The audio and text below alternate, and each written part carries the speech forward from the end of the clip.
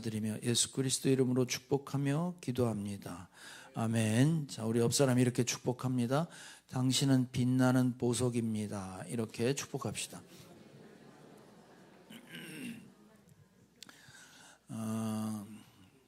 지난주에 우리 부목사님 설교하셨는데, 그때 이제 저희가 행사가 2개 있었습니다. 뭐가 있었냐면, 우리 지역 교회, 좀 어려운 교회, 수산교회, 우리가 성령 부흥회를 토요일 하루 종일 가서 우리가 40명이 가서 섬기고 왔습니다.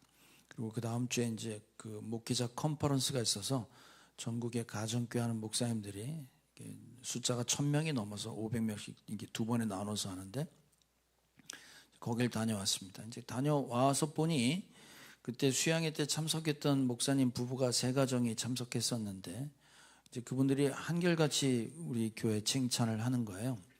다 은혜 받은 얘기와 또 감사했던 얘기를 나누는데, 너무 감사했던 건 뭐냐면, 그분들이 거기 성도님들이 다 은혜 받고 목사님도 은혜 받았던 코드가 뭐였냐면, 평신도 분들이 와서 사역하는 거였어요.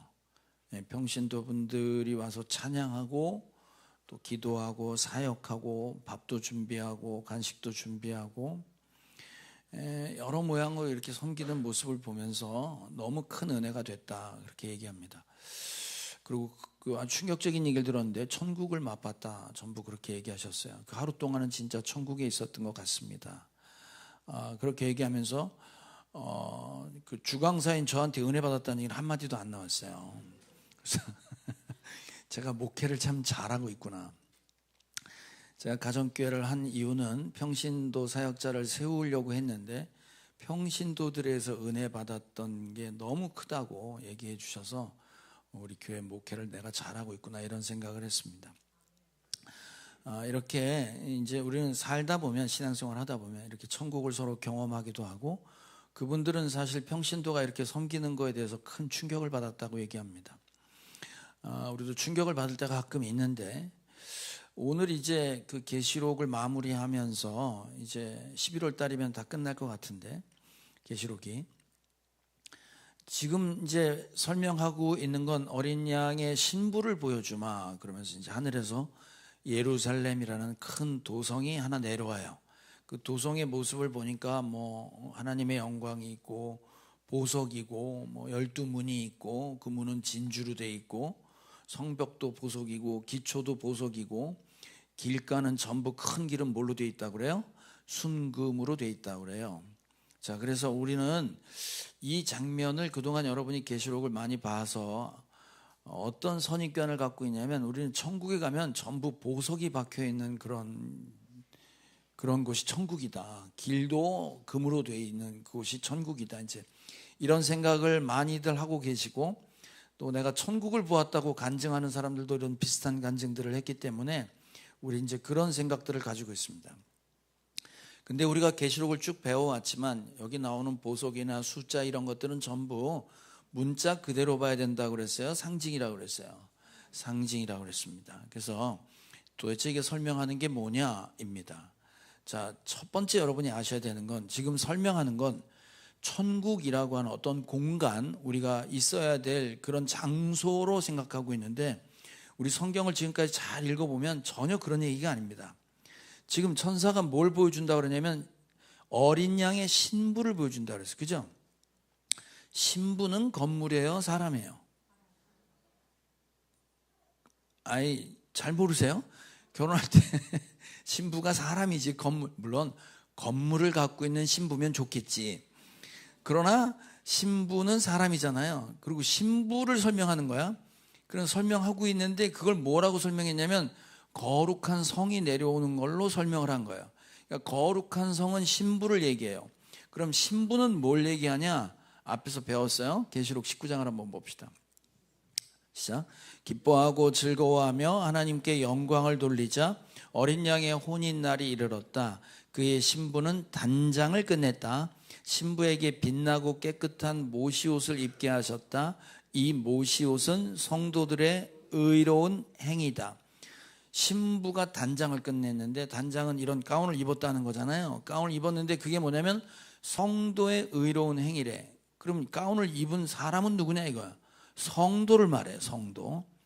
따라서 지금 신부를 보여준다고 할 때는 그 신부는 바로 저와 여러분 성도를 말해요. 성도들의 모임을 뭐라고 그러지? 교회라고 하는 거예요. 교회는 건물이 아니라 사람입니다. 따라서 거룩한 성 새 예루살렘은 교회를 말해요. 교회는 건물이 아니고 저와 여러분을 얘기하고 어린 양의 신부를 성으로 비유해서 설명을 하고 있는 거예요. 그러니까 천국의 공간을 설명하는 게 아니라 완성될, 천국에 가서 완성될 저와 여러분의 모습을 설명하는 걸 건물로 비유해서 설명하는 거지 공간을 설명하는 게 아니다 이 말이에요.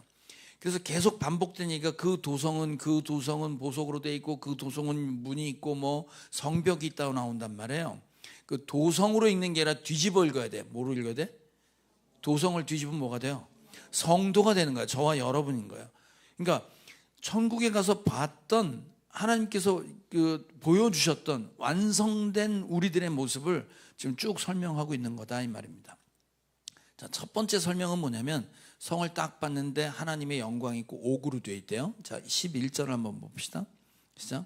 그 도성은 하나님의 영광에 쌓였고 그 빛은 지극히 귀한 보석과 같고 수정처럼 맑은 벽옥과 같았습니다. 그 도성, 신부, 성도, 저와 여러분, 우리는 지금 하나님의 영광에 쌓여 있대요. 하나님의 영광에. 지금은 우리한테 하나님의 영광이 안 보이고 자기 영광이 보이잖아요. 여러분, 제가 머리가 좀 까매진 것 같지 않아요? 잘 모르세요? 저 굉장히 하얘었는데 지금 약간 검검하지 않아요? 저 탈모약을 먹어서 부작용이 까만 머리가 납니다. 왜? 배 아프세요? 까만 머리가 난다니까? 지금 보면 저한테 하나님이 보이는 게 아니라 김홍철 목사가 보이잖아요. 맞아요, 안 맞아요? 제가 원래 하얀 가운 입는데 오늘 까만 가운 입었어요. 저기 이 성례팀에서 자기들 까만 거 입는다고 목사님 까만 것 좀 제발 입어달래. 맨날 하얀 것만 입으니까 까만 거 입었더니 보기 좋다는 사람들이 생겼어요. 싫은 말고. 저 까만 거 처음 입는데. 처음 입는 건 아니구나. 임직식 때 입었었지. 목사님들 오시니까. 보세요. 우리한테는 지금 하나님의 영광이 안 나타나는데 천국에 가면 저와 여러분의 완성된 모습은 하나님의 영광이, 하나님의 속성과 하나님의 성품이 확 드러나는 모습이다 이 말이에요. 그리고 그 모습은 벽옥과 같아. 벽옥. 그 푸른색 옥이에요. 근데 이 벽옥은 앞에 이미 한번 나왔었어요. 계시록 4장에 보면 하늘 보좌에 앉으신 분 설명할 때 옥이 나와요. 계시록 4장 2절을 봅시다. 시작. 나는 곧 성령에 사로잡히게 되었습니다. 그런데 하늘에 보좌가 하나 놓여 있고 그 보좌에 한 분이 앉아 계셨습니다. 거기에 앉아 계신 분은 모습이 벽옥이나 홍옥과 같았습니다. 그 보좌의 둘레는 빛이 옥과 같이 보이는 무지개가 있었습니다. 하나님을 벽옥과 같다고 지금 얘기하잖아요. 그죠? 하나님이 옥은 아니잖아. 근데 옥으로 설명한단 말이에요. 그런데 지금 그 도성을 보니 하나님의 영광이 있고 벽옥과 같이 보였다. 하나님처럼 보였다는 것이, 우리가 완성된 우리들은 하나님과 하나 된 모습으로 지금 있다 이 말입니다. 자, 그래서 지금은 우리가 하나님의 영광이 완벽히 드러나진 않지만 그곳, 완성될 그곳에서는 하나님이 있다 이 말이에요. 그래서 성경에 보면 우리가 하나님과 함께 있다는 얘기는 신약에 계속 얘기하죠. 너희가 성령은 하나님이세요? 성령이 거하는 성전인지를 모르느냐 하고 얘기하잖아요. 고린도서 3장 16절을 봅시다. 시작. 여러분은 하나님의 성전이며 하나님의 성령이 여러분 안에 거하신다는 것을 알지 못합니까? 성전은 하나님이 계신 곳이잖아요. 성령님이 하나님이세요. 내 안에 계시니 내가 성전이다 이 말이지. 근데 지금은 내 모습이 보이지 성령 하나님의 모습이 잘 안 보이잖아요. 천국 가면 그게 다 드러난다 이 말입니다. 자, 뿐만 아니라 지금 여기에는 계속해서 그 다음에 나오는 얘기가 뭐냐면 그 성벽엔 12문이 있고 그 12문에는 12지파의 이름이 있다 그래요. 12기초석이 나오고 12기초석에는 12사도의 이름이 있다. 그리고 그 성벽의 사이즈는 12,000스타디온, 성벽의 크기는 144규빗, 숫자가 계속 나오는데 계속 반복되는 숫자가 뭐냐면 12이에요. 12. 이 12이라는 숫자는 최초로 등장한 12의 숫자는 어디서 나오냐면 야곱의 자식이 12명이 나오잖아요. 나와요. 믿으세요. 12지파가 이스라엘 공동체가 됩니다. 이스라엘은 언약 백성이에요. 하나님이 선택한 백성. 그래서 난 너의 하나님이 되고 넌 나의 백성이 될 것이라고 약속을 받은 사람들을 통틀어 12지파, 그걸 이스라엘이라고 부르는 거예요. 그럼 왜 하필이면 숫자가 12이냐? 오늘 보면 동쪽에 벽이 있는데 거기에는 문이 3개 있고 남쪽에도 3개, 북쪽에도 3개, 서쪽에도 3개 이렇게 나온단 말이에요. 동서남북 사방이 4라는 숫자가 땅을 상징하는 숫자입니다. 4가 뭘 상징한다고요? 땅. 그러니까 동서남북이면 온 천지를 다 말하는 거예요. 3은 무슨 숫자일까요? 하나님의 수예요. 삼위일체. 성부, 성자, 성령이라고 하는 3이라는 숫자는 하나님의 완전성을 얘기해요. 그러니까 12라는 숫자는 사방에 3 대신, 3위 대신 하나님의 임재와 통치가 있는 곳이 하나님의 나라다 이 말이에요. 그래서 12라는 숫자는 온 땅에 하나님의 임재와 통치가 있는 하나님의 나라를 상징하는 게 12이라는 숫자예요. 그래서 이스라엘을 상징했던 게 12지파, 신약에 오면 온 교회를 상징하는 게 12사도, 사도에 의해서 교회들이 세워졌잖아요. 그래서 12이라는 숫자를 그렇게 맞추려고 한 거예요. 유다가 자살하니까 그 제비 뽑아서 마띠아를 뽑아서 12를 채우잖아요. 그게 무슨 의미냐면 온 세상에 하나님의 임재와 통치가 있는 곳이라는 12이라는 숫자가 거기에 나오게 됩니다. 뿐만 아니라 144는 12이 12개 있으면 144잖아요. 그래서 144 규빗이다. 성벽은 12지파와 12사도를 합한 숫자. 12,000 스타디온. 이건 뭐냐면 1스타디온이 스타디움, 운동장, 경기장. 왜 전 로마에 안 가봤는데 로마 가면 콜로세움 있잖아요. 경기장. 그 경기장에 준비하고 땅에서 뛰어가면 그 거리가 한 185m, 200m 되는 거예요. 그래서 스타디움이라는 사이즈가 185m, 한 200m 돼서 그거를 단위로 쓴 거예요. 스타디온이. 그러니까 12,000 스타디온이라는 얘기는 키로수로 따지면 2,200km 돼. 엄청 큰 도시지. 2,200km면 여기서 저 동남아까지 가는 거리예요. 그러니까 12,000이라는 건 12에다가 무수히 많은 숫자 1000이라는 것을 곱해서 12,000이 나온 거예요. 14만 4천은 아까처럼 12지파, 12사도 교회를 말하는 거예요. 거기에 무수히 많은 숫자 1000, 그래서 14만 4천이 된 거예요. 그래서 딱 문자적으로 14만 4천이 아니라 무수히 많은 숫자, 예수를 믿는. 자, 이 12이라는 숫자로 계속 반복되는 건 그런 의미입니다. 그래서 동서남북에 12지파에 문이 있고 12문이 있고 거기엔 이름이 있대. 그러면 여러분 그 문 들어올 때 문 앞에 이름 있는 문짝 들어오신 거 있나? 주로 어디서 봐요? 문에 이렇게 이름 있는 문. 화장실 가면 붙어 있잖아. 거기 뭐라고 붙어 있어요? 남녀 이렇게 써 있지. 그럼 남이라고 써 있는 데는 누가 들어갈 수 있는 거야? 잘 모르세요? 옛날에 그 바뀐 적도 있어. 옛날에 한 20년 전에 중국에 사역하러 갔다가 만리장성 시간 나서 한번 갔어요. 우리 교인들 데리고. 화장실에 남녀가 있는데 여자 화장실이 엄청 긴 거야, 줄이. 남자 화장실엔 사람이 별로 없어.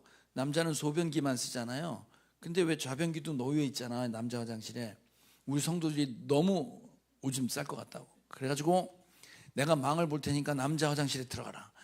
그래갖고 지금 그 권사님 뭐 이렇게 되신 분들이 거기 줄 서서 들어갔어요. 순식간에 거의 여자 화장실 확 바뀌어가지고 남자들이 눈치 보고 들어가서 소변 보는. 내가 얘기를 왜 하지? 어쨌든 이름표가 있는 문은 아무나 들어가는 게 아니라 해당되는 사람만 들어가는 거잖아요. 이번에 파주 갔는데 파주에 갔더니 시골 마을 이렇게 돌았는데 거기에 문패가 있더라고. 세상에 문패 있는 집 보셨어요? 요새? 옛날엔 있었어요. 믿으세요? 옛날엔 문에 자기 이름하고 주소 적어놨단 말이에요. 내 집이다 이 말이지. 아무나 못 들어온다 이 말이에요. 12지파의 이름이 있는 문이 있다는 얘기는 그 안에 들어가는 사람은 12지파, 언약 백성, 하나님의 선택받은 약속받은 사람들이 들어가는 곳으로 되어 있어요. 뿐만 아니라 그 성벽에 문이 있는데 그 성벽을 쌓은 기초가 있단 말이에요. 기초석. 그 기초석은 또 누구 이름이 있냐면 12사도래요. 14절 한번 읽어볼게요. 시작. 그 도성의 성벽에는 주춧돌이 12개가 있고 그 위에는 어린 양의 12사도의 12이름이 적혀 있습니다. 그러니까 성벽을 놓는 기초가 주춧돌이, 기초석이 있는데 그게 12사도 위에 벽이 있고 거기에 12지파의 문이 있다 이 말이에요. 그러니까 이스라엘이라고 하는 건 12사도들의 기초 위에 서 있는 거예요. 그럼 사도란 말은 무슨 말이냐면 보내심을 받은 자, 보내심을 받은 자. 뭐냐면 예수님이 이러셨잖아요. 아버지가 나를 세상에 보낸 것처럼 나도 너희를 세상에 보낸다 그랬잖아요. 우리 모두가 다 보냄받은 사람들이에요. 이걸 사도라고 한단 말이에요. 그래서 파송된 사람, 파견자 혹은 대사, 엠베서도, 지금 대사로 불림받는 사람들을 번역을 할 때 사도를 그렇게 번역한단 말이에요.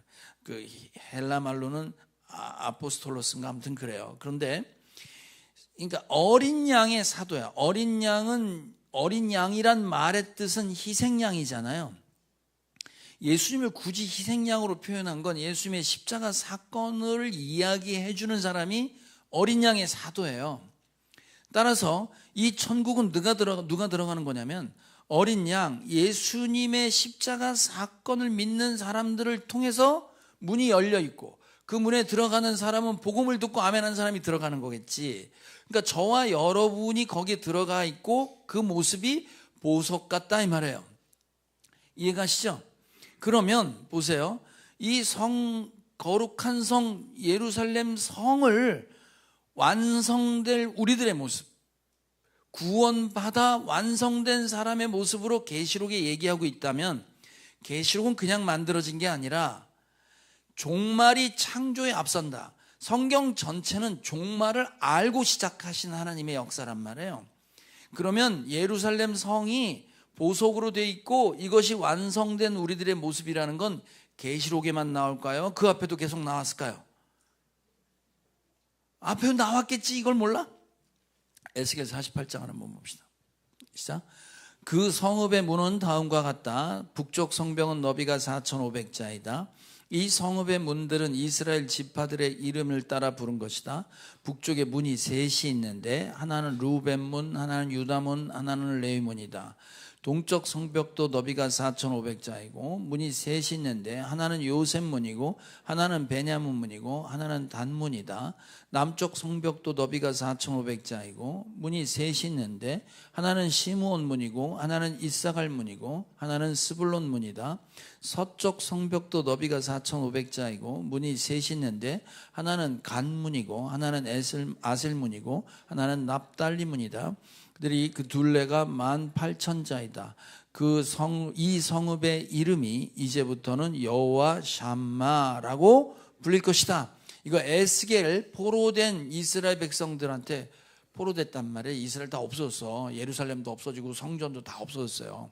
그런데 다시 회복될 하나님의 영광이 떠났는데 하나님의 영광이 돌아오고 난 다음에 회복될 하나님의 성전을 설명하는데 이렇게 설명한단 말이에요. 거기에 문이 셋이 있고 12지파의 이름이 있고 언약 백성은 그 성에 들어간다 이 말이지. 그러면서 뭐라고 했냐면 여호와 샴마라고 하는 굉장히 유명한 말을 해요. 샴마라는 말은 무슨 말이냐면 샴이라는 데서 유래됐는데 샴은 거기에 라는 뜻이에요. 거기. 그러니까 여호와가 거기 계시다 이런 뜻이 여호와 샴마예요. 세번역에 보면 각주로 나와요. 저게 여호와 샴마가 여호와가 거기 계시다 이런 뜻이에요. 그러니까 그 완성될 성전의 진짜 모습은 여호와와 함께 있는, 하나님과 함께 있는 성이 바로 그거다 이 말이에요.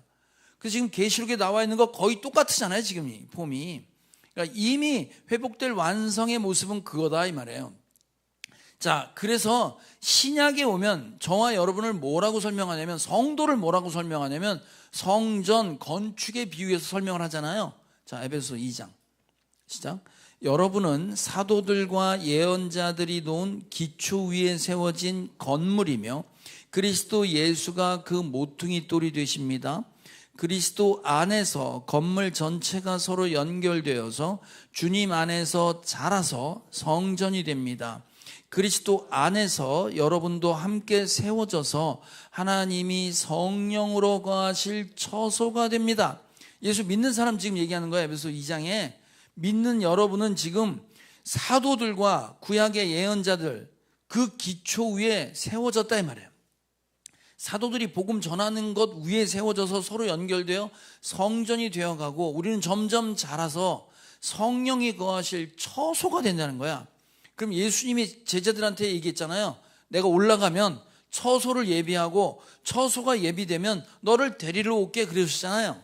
그럼 처소가 예비된다는 걸 우리는 공간으로 생각한단 말이에요. 공간. 금이 깔려있는 집, 다이아 벽지를 바른 집, 그 집을 만들면 온다는 얘기가 아니라 그 도성은 바로 뭘 얘기한다고 그랬어요? 우리의 완성된 모습이라고 그랬지. 그럼 성령이 거하실 처소가 된다 이 말이에요. 즉 우리가 거룩하게 되면 오신다는 거지. 이게 어려워. 이게 예수님이 내가 처소를 예비하러 간다는 바로 우리가, 저와 여러분이 성령이 완전히 거하실 거룩한 사람으로 바뀌어야 영원히 같이 있을 거 아니에요. 하나님은 죄가 없는 분인데 죄 있는 우리가 어떻게 들어가냔 말이에요. 그러니까 그분이 처소를 예비한다는 건 뭐야? 우리를 거룩하게 만들어 가실 것이다 이 말이에요.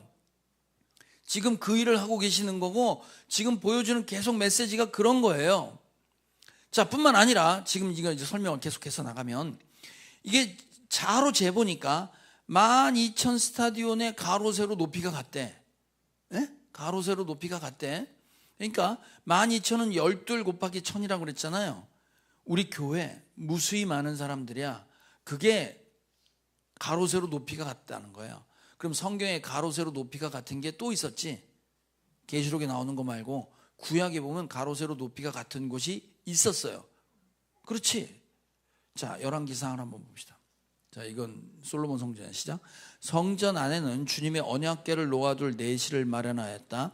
성전의 내실 곧 지성소의 길이가 20자, 너비가 20자, 높이가 20자이고 순금으로 입혔으며 백향목 제단에도 순금으로 입혔다.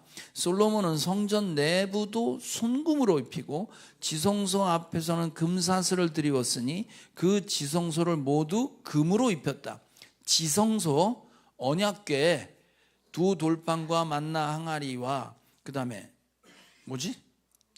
아론의 쌍난 지팡이가 들어서 그걸 덮고 있는 그곳에 주님이 임재하신다고 했던 그곳이 가로 세로 높이가 같은 정육면체예요. 네? 그런데 지금 계시록에 얘기하고 있는 건 뭐냐면 완성될 신부의 모습은 정육면체야. 지금 무슨 얘기예요? 지성소라 이 말이에요. 지성소는 하나님이 계신 곳이야. 그러니까 우리가 완성된 모습은 하나님과 함께 있는 그곳이야. 그럼 지성소가 다 금으로 입혔대잖아요. 그 지성소 안에 전부 금으로 입혔다는 거예요. 근데 지금 예루살렘 도성은 전부 금으로 돼 있다고 그랬지? 아가 읽었어요. 길바닥에 다 금이라고 나오잖아요. 그러니까 금이란 얘기는 금이 비싸서가 아니고 금이라고 얘기한 건 그것이 지성소. 금은 옛날부터 고대부터 왕권, 영광, 권위 변하지 않으니까 거룩 뭐 이런 걸 상징했단 말이에요. 그래서 고대 모든 왕들이 다 왕관 쓴 이유가 바로 그런 거예요. 그러니까 지성소는 하나님이 임재가 있는 곳이다라는 상징이고 지금 예루살렘 도성을 전부 금으로 되어 있다는 얘기는 바로 그것이 지성소, 하나님이 함께 하신다 이 말이에요. 이게 지금 그걸 설명하고 있는 겁니다. 자, 뿐만 아니라 12기초석은 무슨 보석 뭐 자수정 뭐 쫙 보석 이름이 나오잖아요. 그럼 한번 생각을 해봅시다. 여러분 천국을 왜 굳이 보석으로 설명했을까 이 말에. 왜 천국을 금이라고 설명했을까? 그게 실제 바닥이 금으로 깔려 있으면 우리 저 권중혁 집사님 천국 가서도 쉬지도 못하고 계속 무릎 고쳐줘야 돼. 다 관절염 걸릴 거 아니야? 아니 쇠를 밟고 다니는데 그게 무릎이 온전하겠냐고. 그런 얘기가 아니란 말이에요. 그럼 왜 보석으로 설명했냐 이거지. 잘 보세요. 우리는 이 완성될 천국 천상의 모습을 지금 요한이 본 거예요. 지상에는 없는 거예요. 지상에 없는 걸, 천상에 있는 걸 지상의 것으로 설명할 수밖에 없지. 이걸 본 적이 없으니까. 아니, 바다를 본 적이 없는 사람한테 바다를 설명하려면 어떻게 설명해야 돼? 거긴 그 동네는 우물밖에 없어. 그럼 어떻게 설명하냐고, 바다를. 겁나 많은 우물, 이렇게밖에 설명 못할 거 아니야. 안 그래요? 그러니까 천상의 것을 지상의 것으로 설명할 때 이 천상이 얼마나 좋은지를 설명할 중에 이 지상에서 제일 좋은 게 뭐야? 보석인 거예요, 보석. 그래서 무슨 보석인지도 잘 모르지만 그 당시에 가장 귀하게 여겼던 보석으로 설명할 수밖에 없었다 이 말이에요. 여러분, 지금 사도 요한이 천상의 모습을 봤습니다. 하늘 보좌를 봤어요. 그리고 좀 설명하는 걸 보석으로 설명해. 그런데 성경의 인물 중에 보면 천상의 모습을 본 사람이 또 있습니다. 사도 요한 말고 신약에 누가 봤을까요? 네, 바울이라는 사람이 봤어요. 바울이 3층천 하늘 보좌가 있는 것을 보고 왔어요. 보고 와서 뭐라고 하는지 얘기 한번 들어봐요. 고린도후서 12장 시작. 나는 그리스도를 믿는 사람 하나를 알고 있습니다. 그는 14년 전에 셋째 하늘에까지 이끌려 올라갔습니다. 그때 그가 그 몸 안에 있었는지 몸 밖에 있었는지 나는 알지 못하지만 하나님께서는 아십니다. 이 사람이 낙원에 이끌려 올라가서 말로 표현할 수도 없고 사람이 말해서도 안 되는 말씀을 들었습니다. 가서 뭘 보고 들었는데 말로 할 수 있대 없대. 말로 표현할 수도 없고 말로 해서도 안 되는 얘기들이라는 거예요. 그러니까 이 좋은 거를 설명하려니 이 지상에서 가장 좋은 보석으로 설명할 수밖에 없어요. 그래서 온갖 보석들이 나오는 거예요. 자, 그러면 한번 봅시다. 보석으로 설명하는 게 가장 좋은 것인데 하나님의 임재가 있는 그곳을 보석이라고 표현했단 말이에요. 그럼 성경에 계시록에 보석으로 설명했던 이곳 완성된 모습은 그 전에 성경에 보석으로 설명된 게 나와 있을까요? 안 나와 있을까요? 나와 있겠지. 아니, 그러니까 이게 무슨 말인지 알지. 자, 성경에 보면 사람을 몸으로, 우리 성도를 보석으로 지금 설명했단 말이에요. 보석으로 설명한 게 몇 가지가 나와요. 첫 번째 에스겔 28장입니다.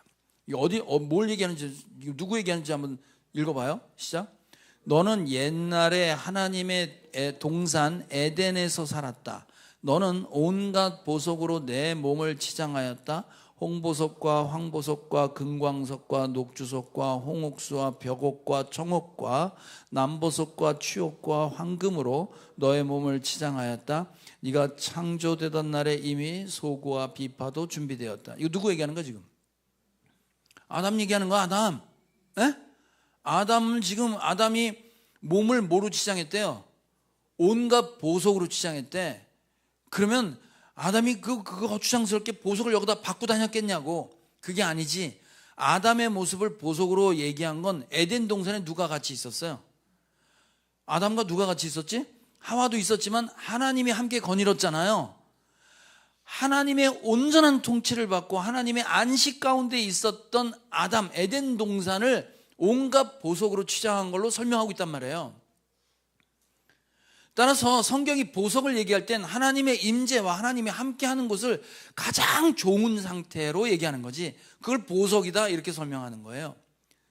뿐만 아니라 보석이 또 등장했던 장면이 나와요. 출애굽 때 제사장이 있어.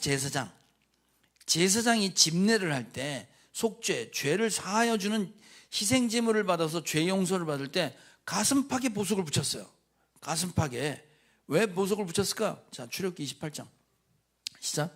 너는 에봇을 짤 때와 같은 방법으로 금실과 청색실과 자주색실과 홍색실과 가늘게 꼰 모시실로 정교하게 짜서 판결 가슴 바지를 만들어야 한다.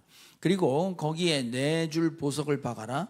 첫째 줄에는 홍보석과 황옥과 취옥을 받고, 둘째 줄에는 녹주석과 청옥과 백수정을 받고, 셋째 줄에는 풍신자석과 만호와 자수정을 받고, 넷째 줄에는 녹주석과 얼룩만호와 벽옥을 받고, 이 보석들을 모두 금태에 물려라.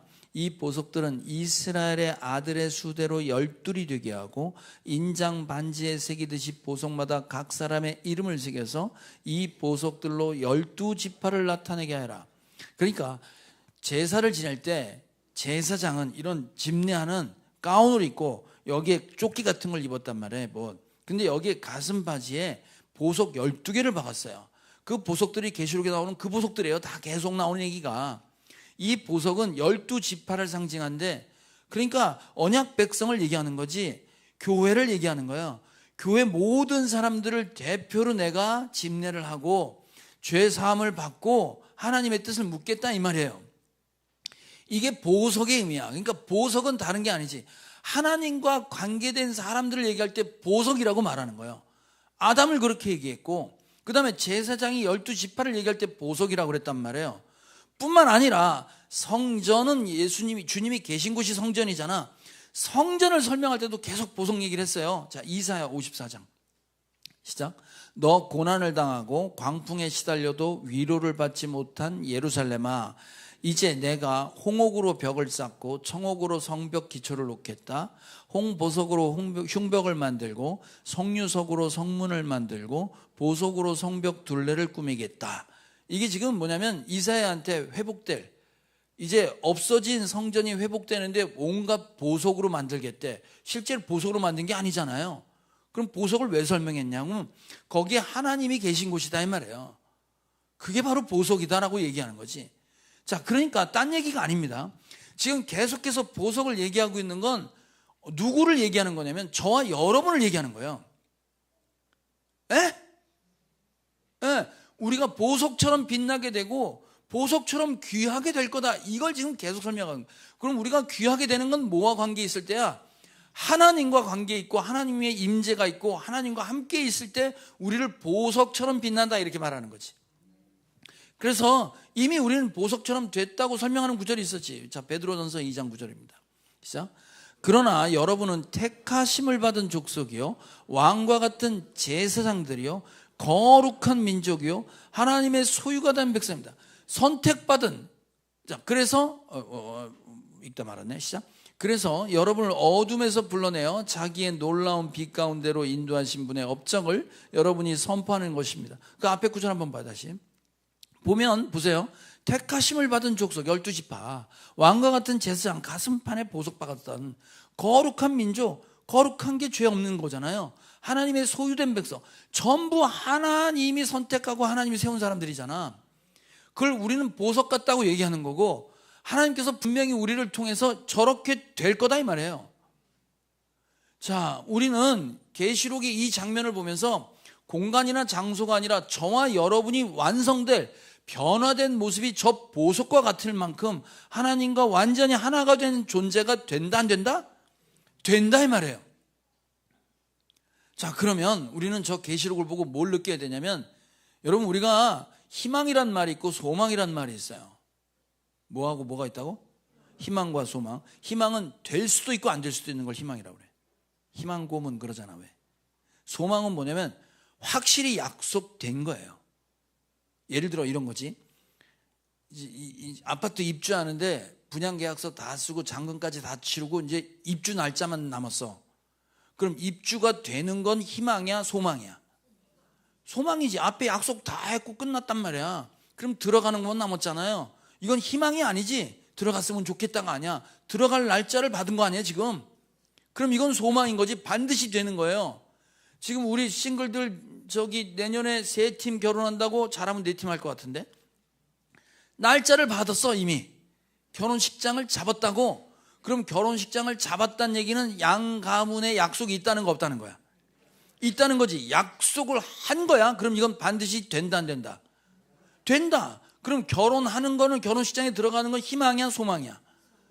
소망이지. 소망이지. 이미 날짜 다 받았는데.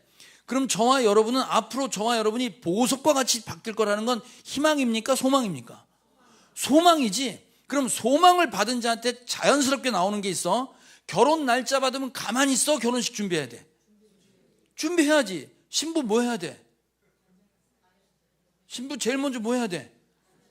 살 빼야지. 무슨 얘기 하는 거야 지금? 살 빼야지. 성가대 가운 입고 들어갈 수는 없잖아. 드레스 입고 들어가려니까 목숨 걸고 살 빼요. 물론 조만간에 원상복귀가 될지 모르겠지만 어쨌든 살 빼는 거 준비한단 말이에요. 그리고 오늘도 어떤 청년이 와서 나한테 물어. 목사님 주례해 주실 거죠? 주례 잡아 안 잡아? 주례 해줄 사람 섭외할 거 아니에요? 그것만 해? 아니지. 청첩장도 만들어야지, 뭐 영상도 만들어야 되지, 살림살이 꾸며야 되지, 뭐 신혼여행 갈 여행지 찾아서 뭘 해야 되지. 이 준비 합니까 안 합니까? 당연히 해야 하는 거지. 당연히 해야 되는 거예요. 입주 날짜 받았으면 내가 지금 그 입주 잔금 내느라고 월세방에 살고 반지하에 살아도 창피하지 않고 들어갈 거 준비하잖아요. 그럼 우리는 완성될 모습을 봤으면 우리도 준비하고 사는 게 맞지. 소망을 받았다면 천국에 내가 보석처럼 빛나는 모습으로 주님이 날 바꿔주신다 그러면 오늘 이 땅에 살면서 내 모습이 그렇게 바뀌도록 준비해야 되는 게 맞잖아요. 천국을 우리가 소망하는 건 천국을 맛봤기 때문이야. 짜장면 안 먹어본 사람이 짜장면 먹고 싶다 불가능하단 말이지. 천국에 가고 싶다 이 말은 천국을 경험한 사람들이 천국 가고 싶다는 생각이 드는 거야. 이번에 우리가 수양회를 해줬단 말이에요. 다른 교회, 연약한 교회. 그 교회를 가서 우리가 섬기는데 그 사람들이 천국을 맛봤대네. 에? 천국을 맛봤대. 그 하루가 천국 같았대. 그래서 거기 있던 목사님 두 분이 다른 목사님을 꼬셔갖고, 야, 이게 천국 같다. 우리 교인들은 이거 경험을 못했다. 우리 교인들도 제발 해달라. 그래갖고 내년 2월 달에 날짜 잡았어요. 잡았어요. 토요일 하루 했더니 그건 너무 천국이 짧다고 2박 3일로 잡아놨어. 그러고 섬겨달라는 거예요. 그러니까 그걸 맛본 사람은 그걸 소망하고 바뀔 수 있다고 생각하는데, 여러분 생각해 보세요. 여러분이 천국을 맛본다. 야, 내가 진짜 이게 기쁘고 너무 좋다. 너무 좋다고 생각하는 게 뭐 있습니까, 여러분? 여러분, 제가 목회를 하면서 느낀 건 뭐냐면 그 사람들이 왜 천국 갔다고 그랬을까?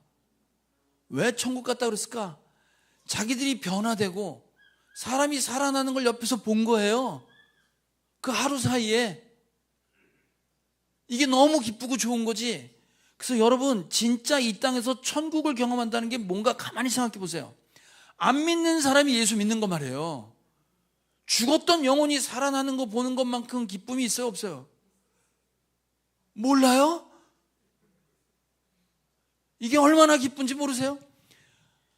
나만을 위해서 살던 사람이 어느 순간 누군가를 위해서 살고 누군가를 위해 기도하고 누군가를 위해 자기 인생을 드리는 걸 보면 이보다 기쁜 건 없단 말이에요. 제가 이번에 컨퍼런스 가서 두 목사님 만났어요. 부부를. 제가 조장을 맡았는데 기도회를 하는데 저녁마다 한 분은 부산 목사님이고 한 분은 창녕에 계신 목사님이야. 근데 이 두 분 다 굉장히 보수적인 교단이야. 얼만큼 보수적이냐면 그 목사님의 권위가 대단한 교회야. 네? 대단하단 말이에요. 그런데 거기서 저녁 예배를 오후로 땡겼다는 거야. 그러니까 저녁 예배 되게 몇 시예요? 7시 하나? 근데 그걸 한 2, 3시로 땡긴 거예요. 2, 3시로 땡겨놓고 부목사가 그때 설교를 했는데 7시가 중요한 게 아니고 2시가 중요한 게 그렇게 중요하지 않다. 주일 예배도 여긴 11시인데 미국은 전날이다. 그러니까 시간의 개념을 갖지 마라. 근데 목사님이 그 설교를 듣는데 불안하더래. 쟤 저러다 잘리지. 이런 생각이 들더라는 거야. 거기다 한술 더 떠갖고 뭐라 그랬냐면 주일날 우리 이렇게 청소년부 담당인데 청소년배들 예배 드리고 집에 가서 공부할 수 있습니다. 주일날 공부하라고 그랬다고. 그리고 주일날 시간 내서 와서 예배하고 가서 일할 수도 있습니다. 이 얘기했다가 그 부목사 잘린 교회야. 그만큼 보수적인 교회야. 그만큼 보수적인 교회에 평신도 목회자를 세운다? 이거 정말 어려운 얘기입니다. 네? 평신도를 목회자 대우한다는 게 진짜 거의 어려운 얘기예요. 근데 그 두 분이 다 가정교회를 배우고 하고 싶다고 오신 분이에요. 오신 분인데 그럼 왜 하려고 그래요? 그랬더니 자기 목회 중에서도 영혼이 살아나고 그 영혼이 헌신되는 모습을 볼 수만 있으면 할 수 있겠습니다. 두 분 다 그렇게 얘기하셨어요. 여러분, 우리가 신앙생활하면서 제일 기쁘고 천국을 맛보는 건 바로 그런 자리입니다. 이번에 한 목사님을 섬겼던 그 조장을 맡았던 분이 장로님이신데, 이번에 수양에 참석했던 목사님의 고백이에요. 자기는 주님 앞에 가는 날까지 그 장로님이 세족식 할 때 입을 맞췄대요. 그 촉감을 죽을 때까지 잊지 못하겠대. 그건 뭐냐면 장로님이 좋아서가 아니라 예수님이 자기 발에 무릎을 꿇고 입을 맞췄다 이 말이에요. 근데 그 통로가 장로님이었어. 우리 교회 평신도였단 말이에요. 하나님이 역사를 하시는데 사람 통해서 일하시잖아요. 그분들이 놀란 게 몇 가지 있습니다.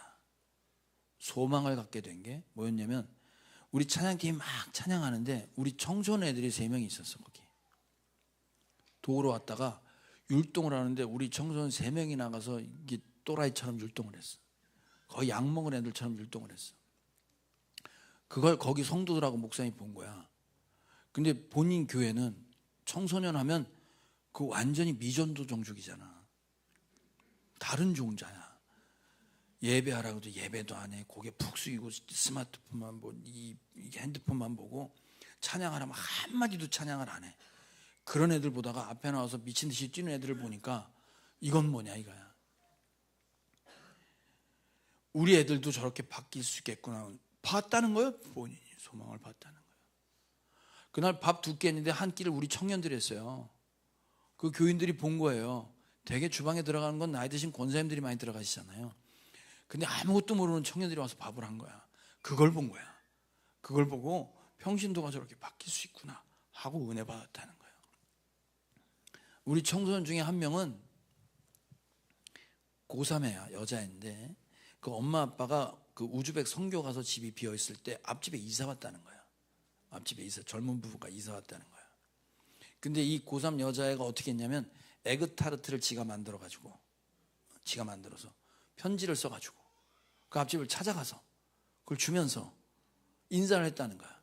그 편지엔 뭐라고 썼냐면, 어린데 우리 집은 다 컸으니까 떠들어도 되고 시끄러워도 되니까 아무 부담 갖지 마시라고 그렇게 했다는 거예요. 여러분, 걔가 뭘 보고 그렇게 했을까? 학교에서 이런 거 가르쳐요? 아니에요. 걔는 분명히 엄마 아빠가 그러고 사는 걸 봤거나 그 목장 식구들이 그렇게 하는 걸 봤겠지.